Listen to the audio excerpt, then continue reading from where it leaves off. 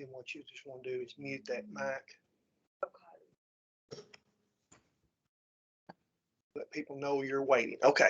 You should be okay there. Okay, thank you. I hadn't done one like that I know, before, and I didn't want to hit something wrong. Yeah, I know. Hello. Can you make sure you mute yourselves, okay? I am hearing some background noise, so if you can hear me, make sure you mute yourselves.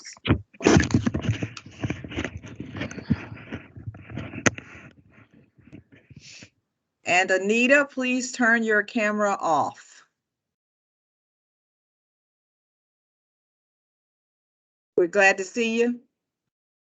Thank you.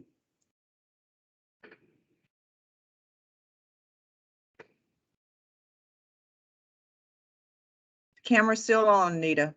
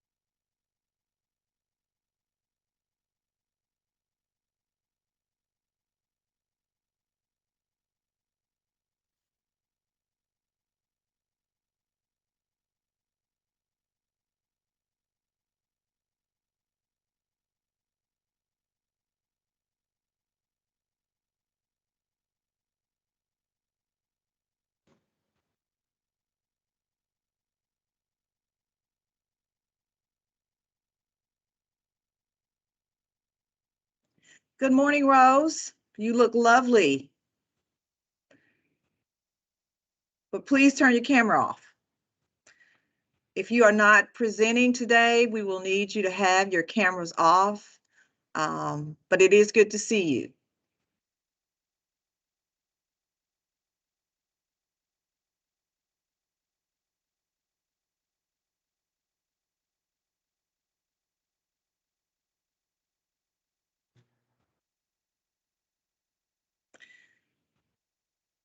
Again, we are recording and we will need those cameras off.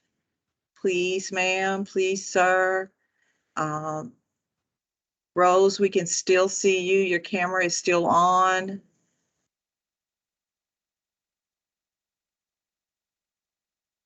If someone can help with that, that would be greatly appreciated.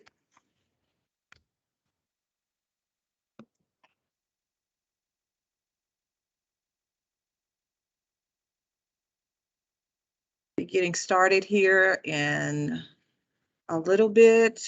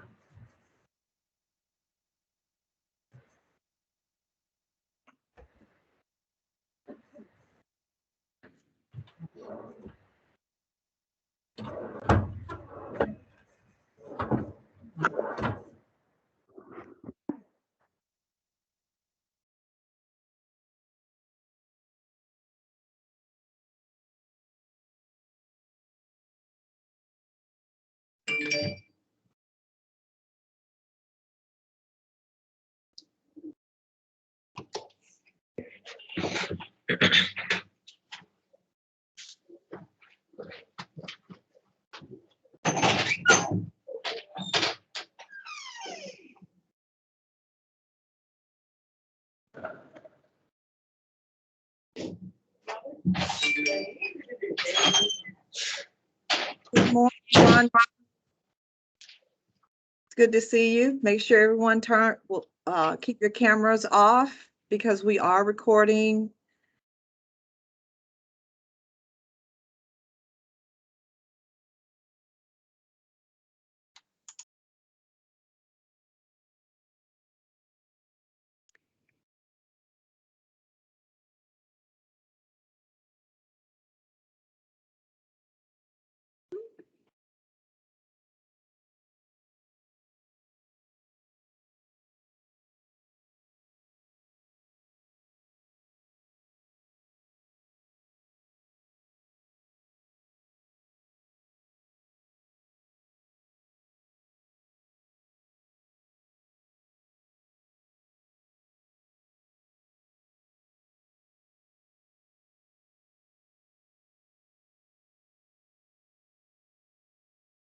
Good morning, everybody. It is 10 o'clock. We still have some people coming in. But so that everybody has the best use of time today, we're going to go ahead and get started, and I'll just admit people as they come in. If you could, go ahead and turn your cameras off if you're not presenting, and mute yourself. That way we don't get confused about who's talking and what's being said. I would like to introduce, first of all, Mr. Eddie Thomas, who, of course, is the Assistant Director of Office Employment Assistance. I believe everybody knows him. If you don't, he is this fine-looking gentleman who does have his camera on. So Mr. Eddie is going to give us a warm welcome, and you take it away, Mr. Eddie. Thank you so much, Liz. Good morning to everyone. Again, as Liz says, I'm Eddie Thomas, and I work for Arkansas Division of Workforce Services. It's so good to see so many of you on this morning for this WRWA Training Academy. You guys, this is an exciting event and exciting times for Arkansas as we attempt to fulfill the mission of WRWA. You guys on a daily basis have the power and the influence to change tons of people's lives. And so the work that you do on a daily basis with workforce, with working with individuals with barriers to employment is very important. And we can't do this without you. And so one way we felt like it would be most impactful was to make sure that you had the training opportunities and the growth opportunities to make sure that you're flourishing in what you do every day. And so while some of the events, while some of the things that we do are really technical, sometimes, some people can even say that they may be a little heavier, or sometimes maybe even boring, they're necessary in order for us to help individuals navigate their career journeys. And so on today, I'm looking at the agenda. You guys have a good agenda that's going to talk about measurable skill gains and those helping individuals reach those outcomes and goals that they strive to through our programs. And so I'm really excited to see this happen in Arkansas. Special thanks to Liz, the committee, our state team, Stephanie Blair, and those who have planned this, excuse me, and had the vision for us to come together on this platform to have peer-to-peer training. You guys are knowledgeable in your field. You bring a lot to our workforce system. And so this is an opportunity to do that. And so I hope that you'll learn a lot during this session, and I hope that you'll find it beneficial. One of the things that I'll say, you guys, real quickly as we move forward is that, I'm no stranger to working in a local office. My journey with the workforce system started about 18 years ago. And I started as a case manager. Then I transitioned into a role as a youth coordinator. Later on, became a program operations manager and then a local board director, all in Southeast. Now I'm working on the state level, and so I see it from a different perspective.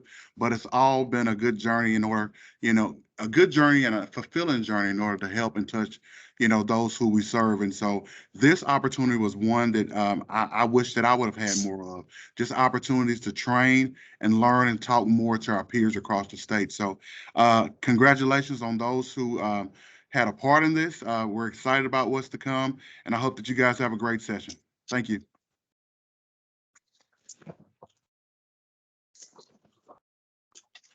Thank you, Mr. Eddie. We appreciate your comments.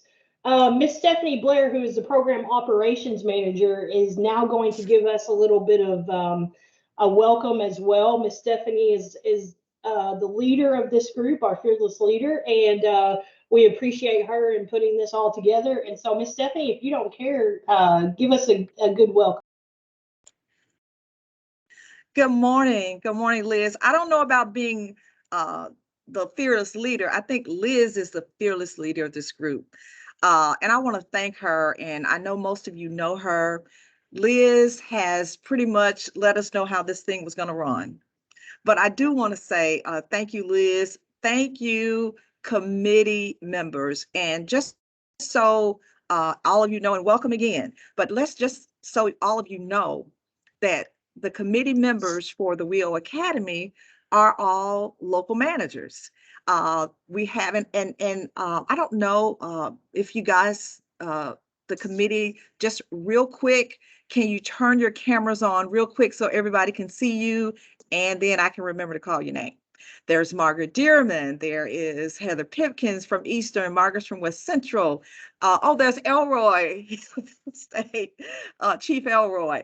Also there, of course, Liz Smith and James Moss from Northwest, April Turner from Northwest, and Ed Huey from Southwest. Those are all the committee members. And if I'll say this again, so, and we're all family here, so I'm not going to be too formal, but again, if you're not presenting, your camera should be off. But at that time, just for a brief moment, I wanted the committee members for them to say hi to everybody. You guys, they have done an awesome job. They have worked very hard in coming up with the training topics. So the training topics came from you guys. It came from Did you get on it? Oh, yeah. Okay. I didn't see your name pop up. Somebody needs to be muted. Thank you. Okay. So, all right. Thanks for helping us out there, whoever did that. So again, I said this is a big deal. Why is it a big deal? Because this is the first time in Arkansas that we will have monthly trainings for frontline staff and managers. And those topics are driven by you, like I said earlier. One thing that you will hear over and over and hear us expound on is partnership. This is a partnership between the state and the local workforce development areas. And like A.D. Thomas said, so that we can help move the system forward together. We know you guys have been wanting something like this, and it's been in the works. So guess what? Now it is finally here. Again, this is the beginning of training, different training modules, which you'll be hearing a little bit more about that. We'll be having these trainings monthly. I think our next one is scheduled for December the 2nd. So stay tuned. You'll hear more about that. But just a few housekeeping things I did want to say, as make sure your cameras are off if you're not presenting. And that you make sure your microphones are muted as well. So here's what I want to leave you with and encourage everyone with is that training is key. We train a lot here at the state level. But one of the things that I can let you know, I know that on a local level, I know most of the managers, though you have some great managers throughout the state. The managers are a great foundation for your training, but you cannot expect for your manager to be totally responsible for all of your training, right?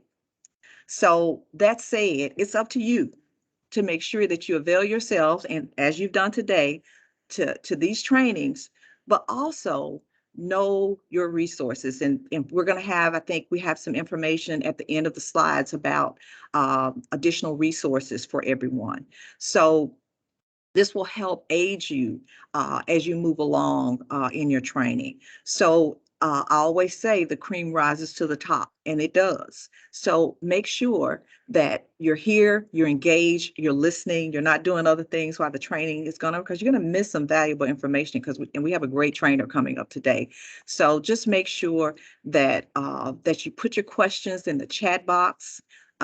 If you have questions that come up. I know we got some questions and answers at some point in the training, some other fun stuff in the training. I think Liz is going to tell you all about that.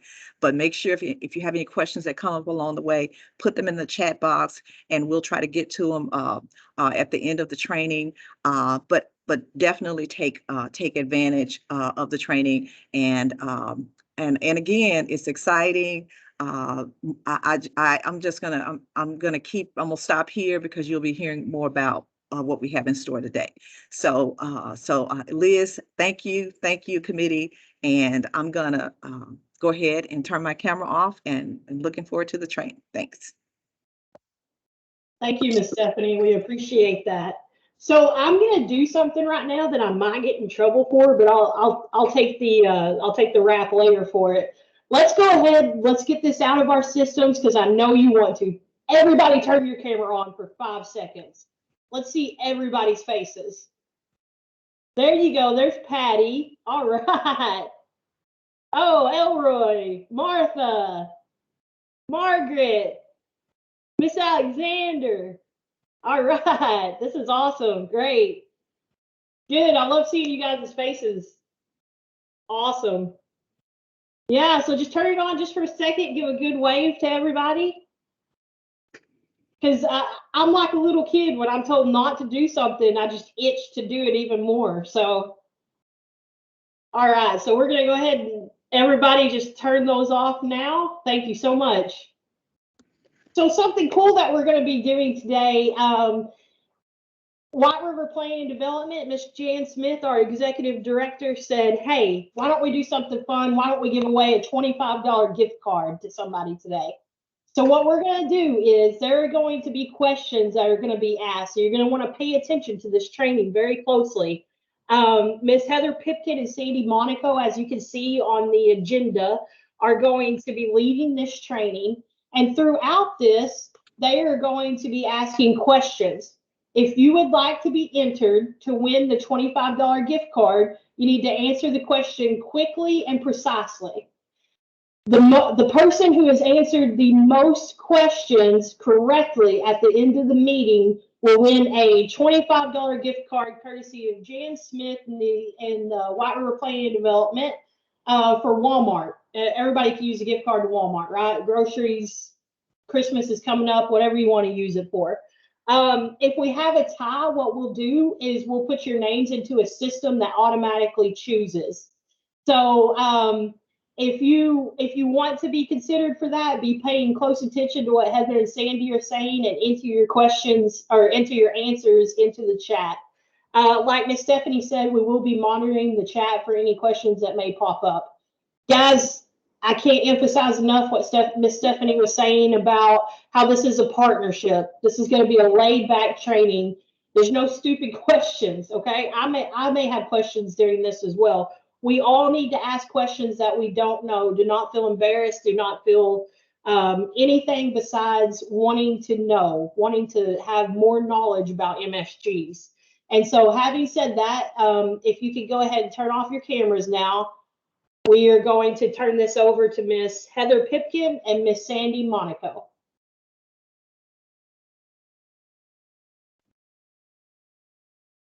Good morning, everyone.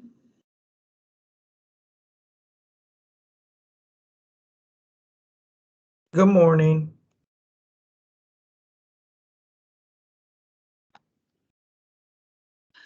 Okay, I'm gonna ask this. What do you guys see on my screen?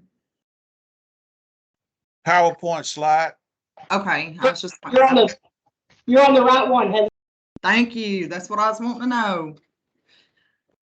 Okay, so this measurable skills gain performance indicator training, Sandy and I worked diligently on this to make sure that we had everyone's questions answered and all of that. So I'm going to go ahead and get started.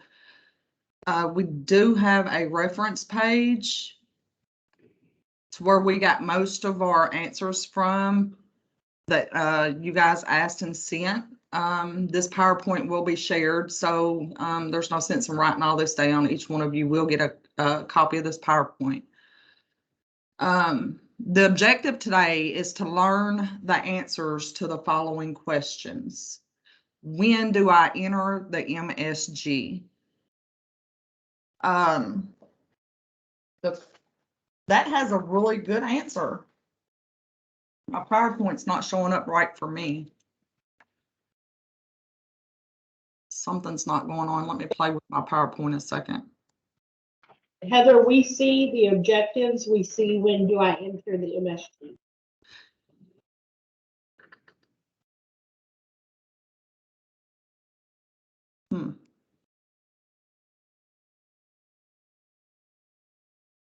Okay, when do I enter the MSGs? There is no specific time when entering the MSG. We suggest that you enter all appropriate measurable skills gains when the participant becomes eligible for them. Like their first day of training, they become eligible for post-secondary transcript and skills progression. So you enter the MSGs when they are first eligible for them. You check every existing participant at the beginning of the program year to see what measurable skills gains needs to be entered for that year. List all that apply.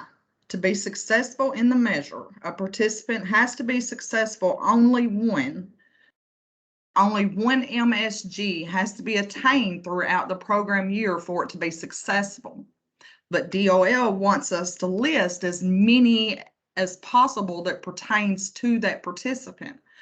Hypothetically, you got someone going to occupational skills training. You open up the post-secondary transcript report card and you open up skills progression.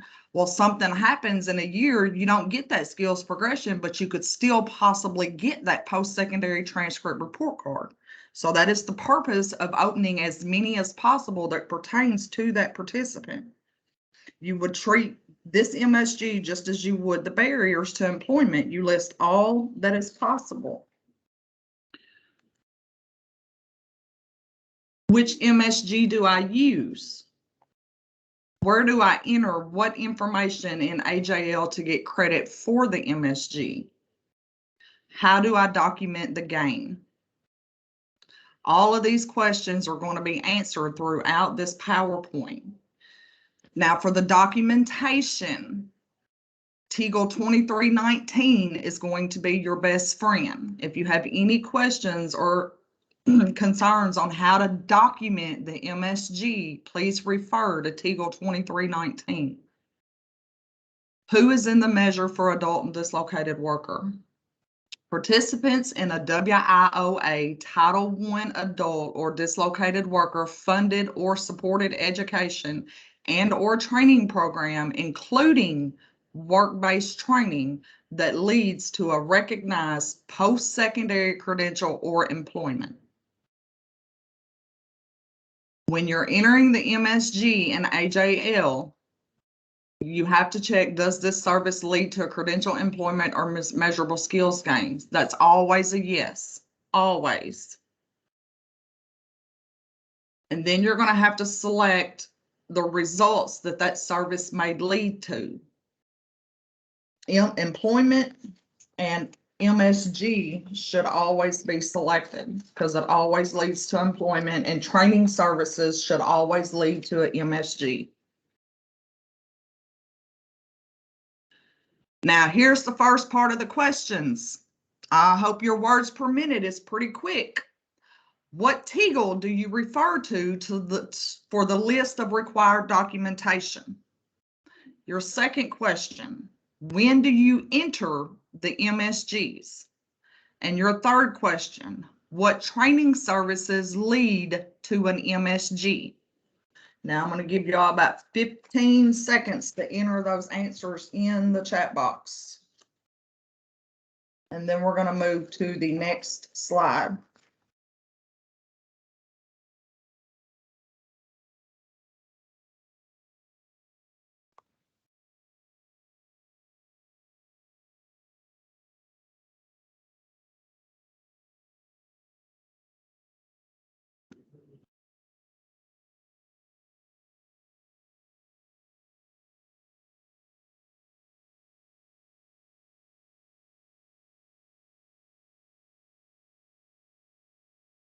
All right, y'all ready?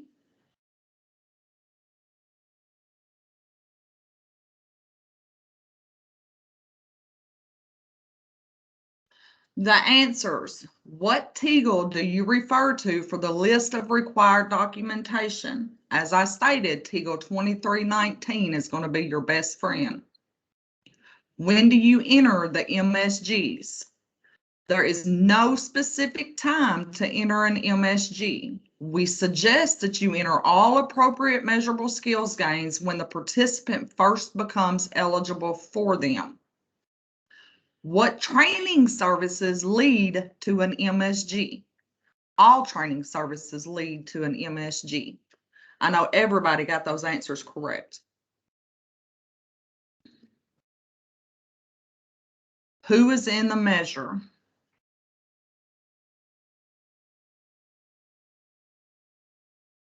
All in-school youth attending high school should be in the measures. How to enter high school instruction. On your service and training, every in-school youth should have instruction leading to secondary school completion open on their service and training. DOL has determined that school leads to employment, so you should also click employment. Heather, we have one question. Miss Rebecca McWilliams asked, are you saying that any service listed in SNT must lead to an MSG? No, that's not what I said. All training services lead to a measurable skills gain. Instruction leading to secondary high school, occupational skills training, on-the-job training, apprenticeship, training services lead to a measurable skills gain.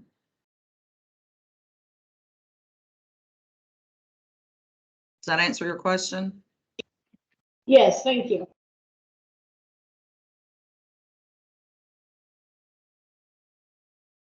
Okay, who is in the measure for out-of-school youth?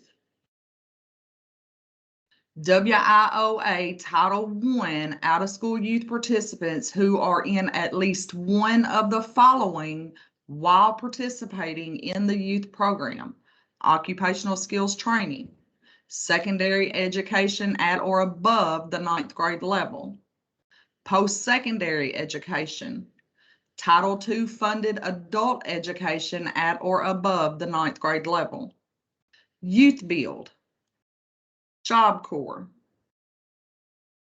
And here we are again. I'm gonna give y'all about 15 seconds. How many types of MSGs are there? And what are they? This was a trick question because we hadn't got to that yet. We're just testing your knowledge on this one.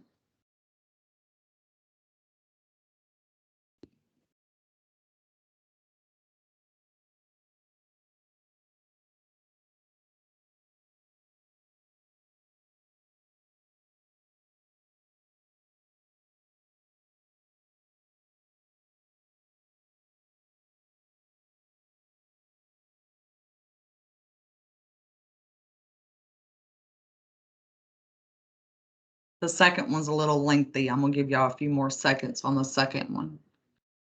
If y'all's words per minute's like mine, it'll take you time to type it. Heather, on the first one, the consensus seems to be 5. I'm sorry, what? On the first question, the consensus seems to be 5. Yes.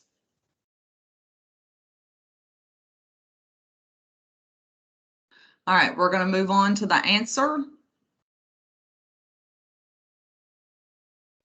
5 types of measurable skills gains.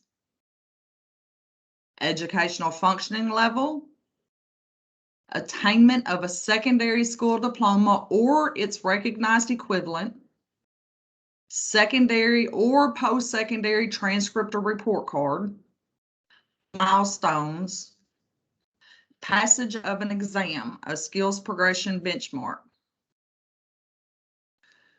We're going to walk through all 5 of these, but remember that you need to use every applicable skill gain goal in every program year. Only one each year counts toward performance of the measurable skills gains goal for each participant, but we must enter all that applies.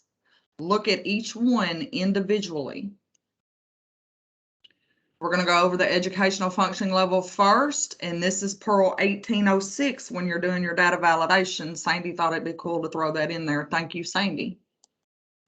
Who is in the measure? Participants receiving education below the post-secondary level and are basic skills deficient. Go for attainment.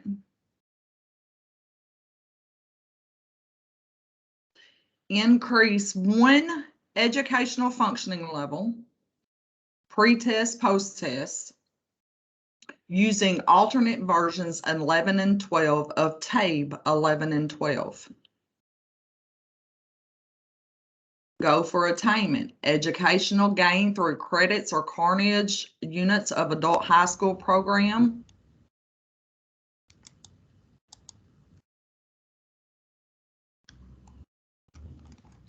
I think there's only one adult high school in the state of Arkansas, and it's actually in Little Rock.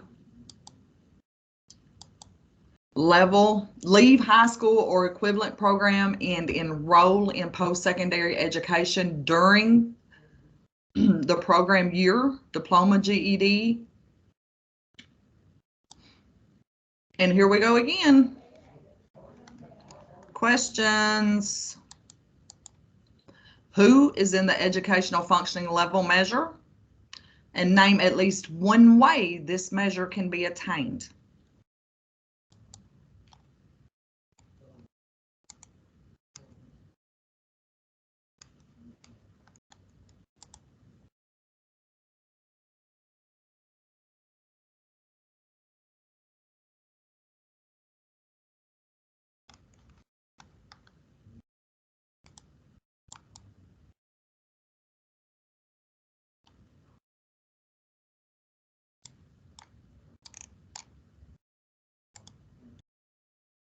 Okay, here comes the answers. Participants receiving education below the post-secondary level who are basic skills deficient is your answer to the first question. Your second question, name at least one way this measure can be attained. So if you put any one of the 3 here, you are correct. Increase 1 educational functioning level, educational gain through credits or coronage units of an adult high school program, or leave high school or equivalent program and enroll into post-secondary education during the program year.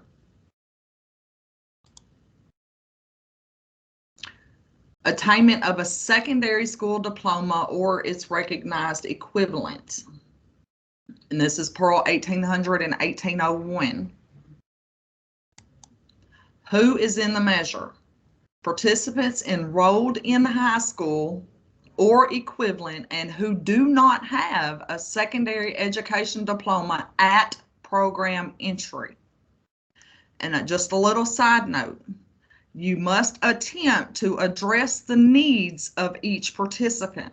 If the participant does not have a high school diploma, you should try to encourage him or her to get one. But also remember, you can't make them. The goal is to obtain a high school diploma or its equivalent.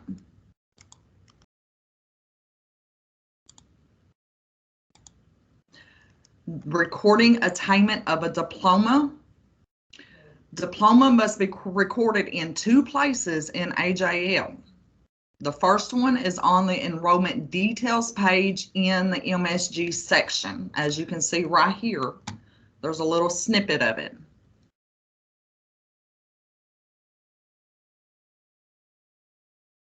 You must not only mark the credential as attained, you must also enter the credential in the credential attainment performance indicator by the 4th quarter after exit, which is right here. As soon as a participant gets a recognized post-secondary credential or a secondary school diploma or its recognized equivalent, put that information in the 4th quarter outcomes before you forget about it. If you don't, you won't receive credit for that indicator.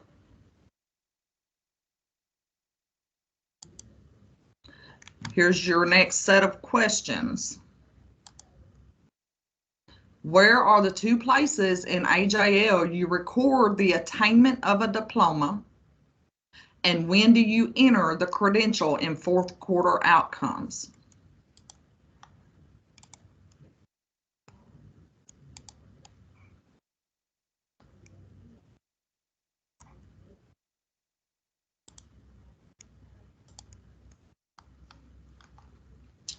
Okay, your answers. The 2 places in AJL you record the attainment of a diploma is on the enrollment details page in the MSG section and 4th quarter outcomes. When do you enter the credential in 4th quarter outcomes? As soon as it is received up to 1 year after exit. Secondary or post-secondary transcript or report card. This is Pearl 1808 and 1807. Who is in the measure? Participants enrolled in high school or its equivalent or post-secondary school. Enrolled at program entry or any time during participation.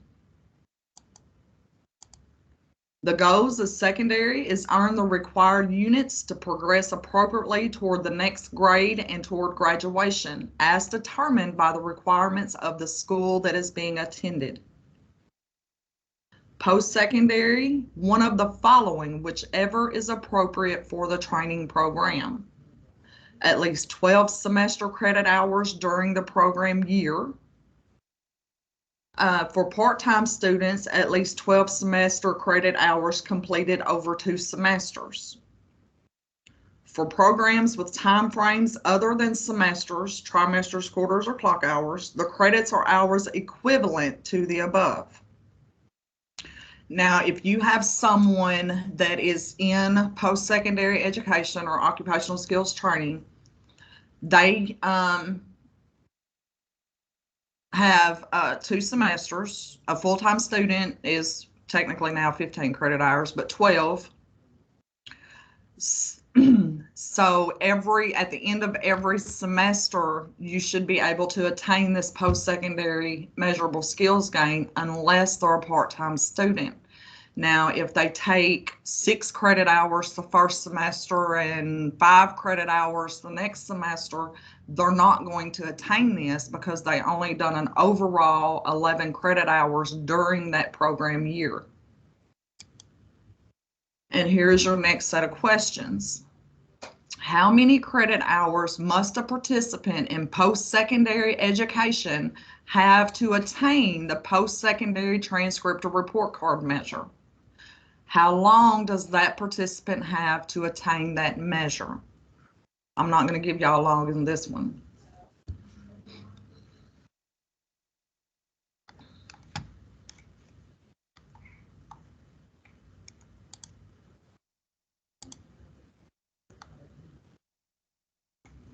Okay, your answers are 12 credit hours, and the participant has exactly 1 program year to attain the measure, July 1 through June 30th. I know everybody got that one right. Milestones, which is your Pearl element number 1809. Who is in the measure?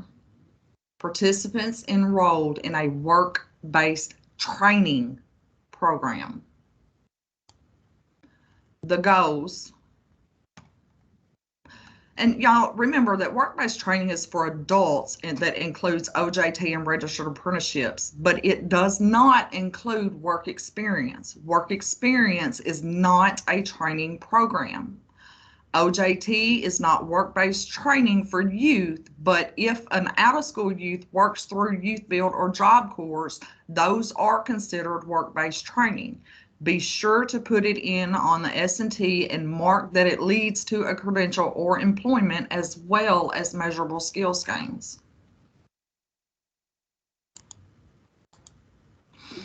Receiving goals for a milestone is receiving a satisfactory or better progress report toward an established milestone set before training was started, and it must be described in the participant service strategy or employment plan or educational plan.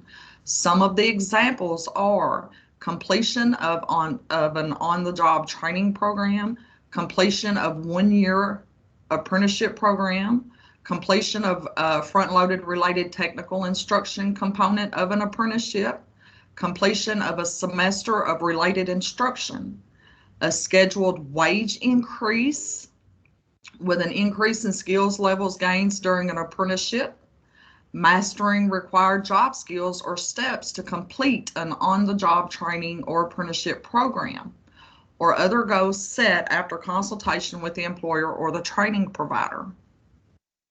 Specific goals and how to document these goals should be determined before the participant starts the training.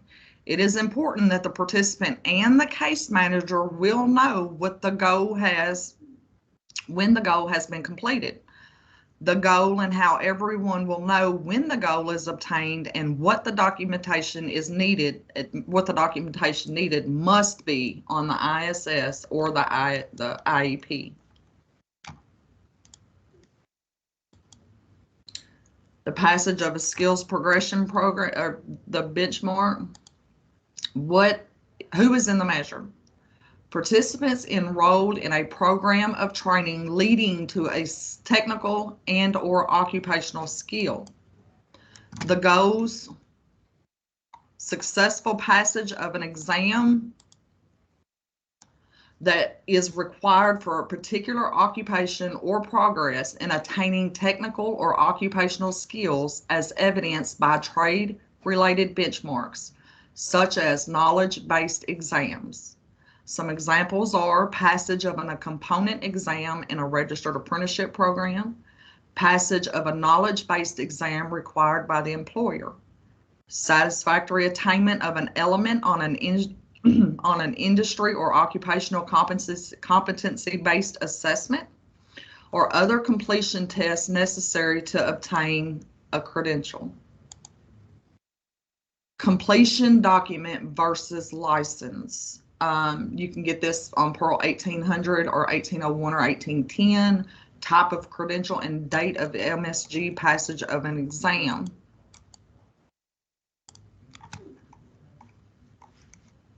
My mouse isn't working, y'all.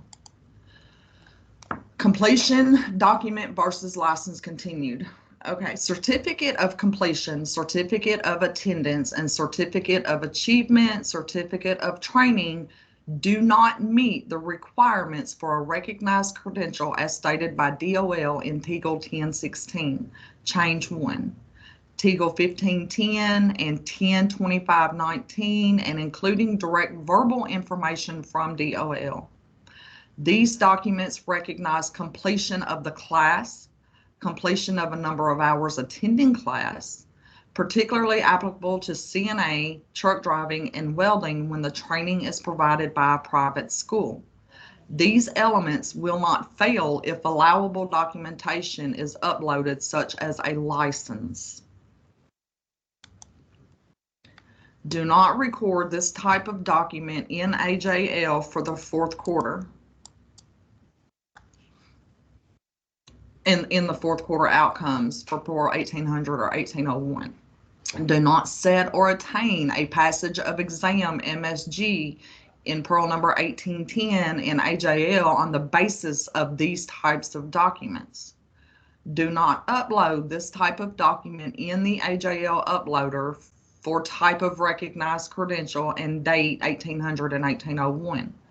Do not upload this type of document in the AJL uploader for passage of an exam for MSG 1810. Two-year college versus private school.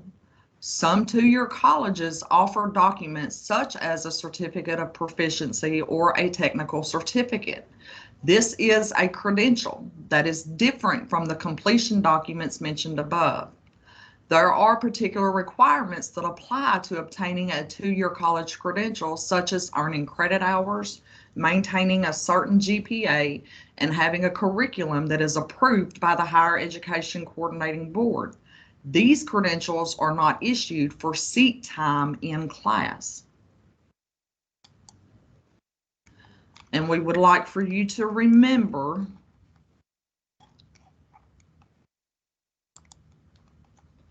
record all skill goals that the participant has the criteria to meet every program year. Enter every activity on the S&T, even if you don't provide it, especially school for in-school youth, and be sure to check if it leads to a credential if appropriate, employment, and measurable skills gains. This is actually the end of the presentation, but there are several more slides that the local areas has asked questions for that Sandy and I have got together and answered.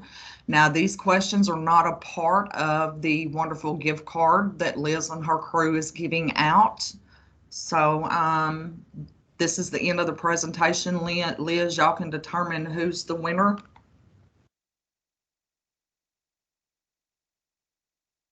A few of the questions had, and we are actually going to go back and look at the questions and answers, and we will announce the winner this afternoon through email to everyone when we send out the slides as well. If you would like to go through some of the questions that the local areas had, that would be awesome. Awesome, I'll do it.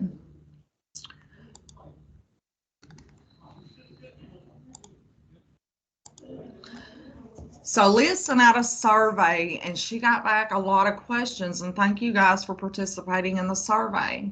The first question was, when a CDL is attained, how should the MSG be set? Skills progression should be set date entered training and attained the date the license was attained. It's not the last day of class, it was the date they actually received their license. Is the MSG the last date of class or the date license received? I just answered that. It's the date of the attainment of the license.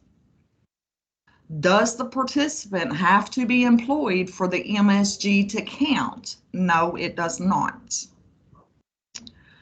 Can you use a certificate of completion for a milestone goal?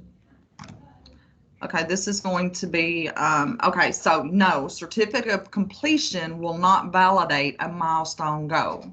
For allowable documentation, please refer to your TEGL 2319. You got to record the most recent date that the participant had a satisfactory or better progress report established milestone from an employer or training provider who is providing training. Completion of OJT, completion of one-year apprenticeship program, etc. Milestones must be identified before training and documented on the ISS and IEP. Your next set of questions is how many MSGs can be added in a program year? There's not a limit. List all that apply to your participant. What can and cannot count as documentation for an MSG? We are going to refer you guys to TEGL 2319 on that one because there's a long list of documentation. Please cover how to calculate the indicators in depth. And you see all these numbers and fractions in here. This is a Sandy Monaco answer. The denominator is how many participants are included in the MSG. Those who had training on the S&T. And the numerator is how many from the denominator that actually attained the MSG. So if you have 75 over 100, your outcome is 75%. Participants will be in the denominator if they attain the MSG, if they did not attain the MSG, and even if they have a pending MSG, if no skill is set. Explain what programs and certifications will be recognized for a particular MSG. Okay, this question sounds like it is, let me see if we got notes. This question sounds like it is asking what credentials can be used for an MSG. There are only 2 MSGs where a credential is earned. Date of secondary school diploma, high school diploma can be used, or the passage of an exam. There are hundreds of credentials that can be earned. There are documents such as certificates of completion and certificates of achievement that were discussed during the training. But remember, only 1 MSG attainment will count per program year.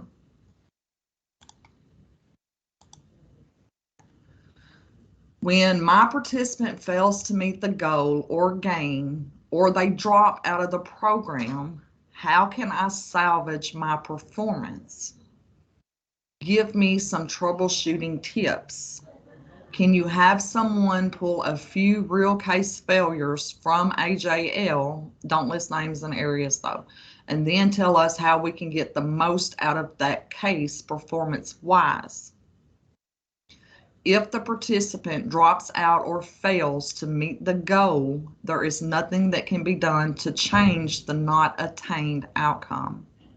However, there has been case notes that give you a hint that maybe a goal has been met and was never entered on the MSG page.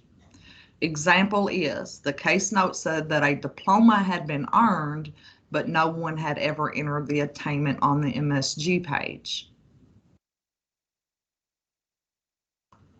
What's the difference between hitting a training milestone and earning an MSG, or are they the same thing? There are 5 measurable skills gains and milestones is only one of them. Let me see if I have notes. Milestone goals should be set before training starts and listed on the ISS or IEP. This should be at the discrepancy of the career advisor as long as it falls in line with TEGL 2319.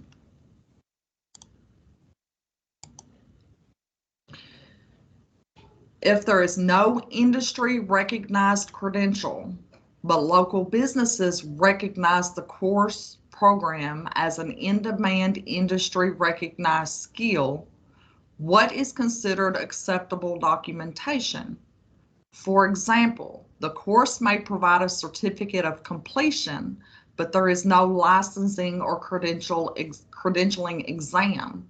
But industry has provided letters attesting to the need for the skills gained in completing the course or program. One example was welding school that issued a certificate of completion. Employers were hiring these graduates. However, an actual credential such as a welding license was not earned. The state researched this issue and contacted DOL in Dallas, who contacted DOL in DC. The answer was that they could not find any place where a completion certificate would count as a credential.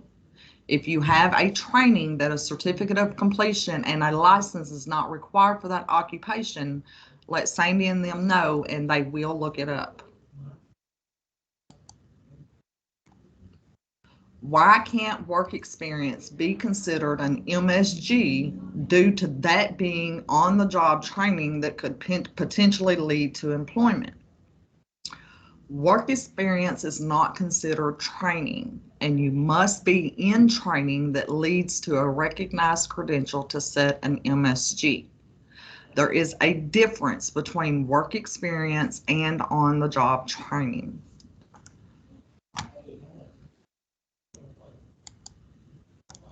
How many MSGs are needed for a participant attending long-term training programs? Example, do we add one for each semester or training module?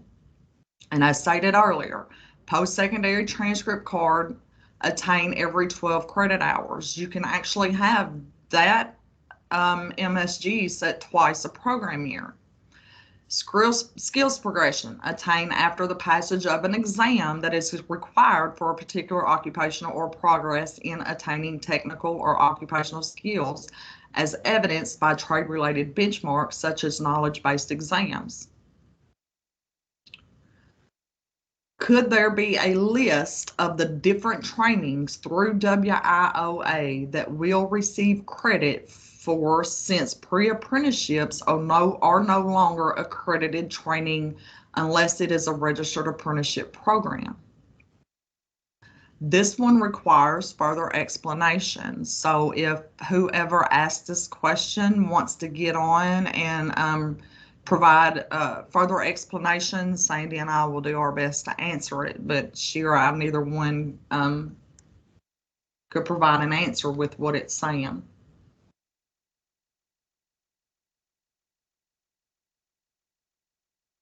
Heather, if they don't want to get on right now, what we'll do is If they don't want to get on, they can just shoot the email, shoot an email. And yeah, that sounds great. You guys, I will put Heather's email into the chat box. So if you ask this question, you are more than welcome to go to her directly and give a little more clarification. Most definitely. Okay, there's some, we've got a little bit more information that Sandy wanted to put out there. So do not select an element in data validation that does not have a Pearl number attached.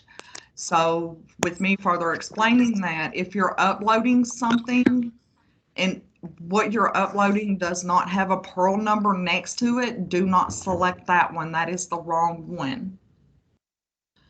Youth only. Okay, second and fourth quarter outcomes is pertaining to what the participant is currently doing during the second and fourth quarter after exit, not the type of training they had during participation. So if you have a youth that is in post-secondary school during the second or fourth quarter after exit, then you would check that. Now, if they were in training during participation, but was not in training during their second quarter after exit, then you would not check that. For more information concerning the measurable skills gains, you can also visit the Workforce GPS website below. And I actually went on this website and it actually has pretty good information on it. That is the end of my presentation. Does anybody, are there any questions or anything out there that that's in the chat box or something that we didn't have a chance to go over? Not right now, but you are getting some good feedback, Heather. Great information, Ashley Ross said. We appreciate you, Heather, as you taken on this task along with Sandy Monaco. And I hope that everybody enjoyed this training today. We are going to get together, work out some kinks, see what we need to do to improve. But this was an awesome training. I learned a lot of great information. I hope you did too. Like I stated earlier, what we will do is later this afternoon, we're going to look at the questions and answers and see who answered first and who answered most accurately. And we will send that out in an email to everybody so everybody knows who won. We will also, it is very important for you to put your name and the area that you are from in this chat, because a really cool idea has come about, and we are going to be offering certificates for people who complete these trainings. So make sure that you put your name and your area that you are from in the chat box. Our next training will be on December 2nd and will most likely be around the same time, 10 o'clock in the morning. We will also be sending out with the email a survey to see what you guys think and to see how we can improve on these. We appreciate you guys being on today, and I'm going to turn it over to Miss Stephanie Blair for last comments. Well, before Stephanie gets on, I'm going to send this PowerPoint to Liz since she's already got everybody's email on her on blast so that she can share this with everybody. Thank y'all.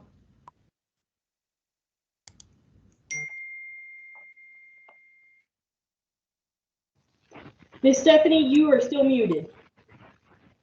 I do it all the time. Sorry. Thanks, Liz. Heather, that was an awesome training, man.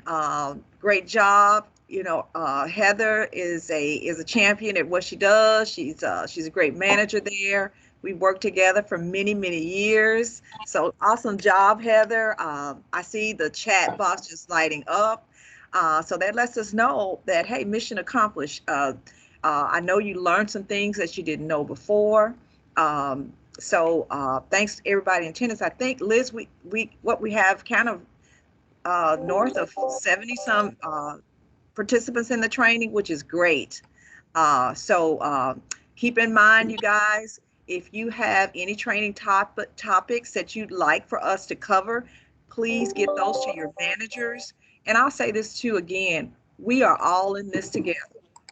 The state, hey, we're partners. We're partners with the locals, and we're all in this together. So I'll tell you this, a lot of times we get questions, and you know, most of them we can answer, like the team has said today. But we get answers, and if we don't know the answer, we get questions, and if we don't know the answer to it, we know where our resources are. So I don't want anyone to walk away thinking, you know, hey, there was some things shared that kind of went over my head. That's okay. Feel free to ask questions. And if we don't know the answer to those questions, we know where our resources are. And that's the thing I guess I'm trying to say to you guys. You know, you don't have to have the answers to everything. We don't have the answers to everything.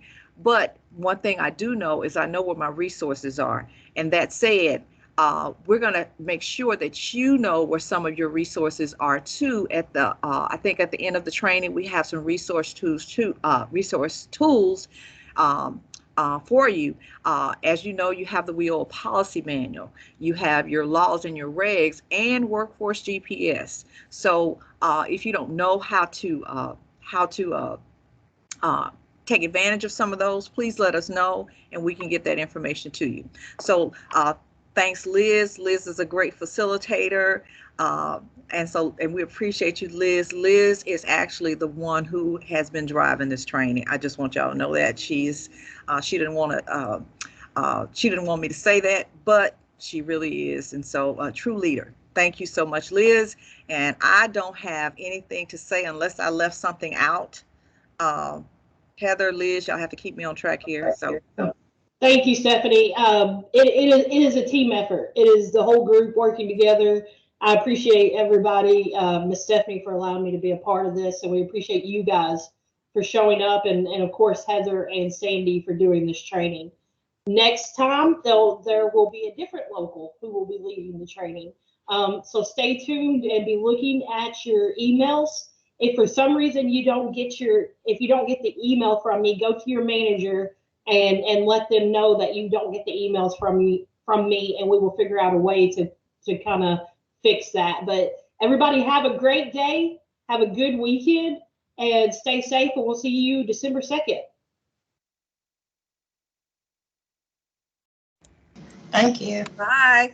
Thanks, Liz. Bye, everyone. Bye, everyone. Thank y'all. Bye. Bye-bye.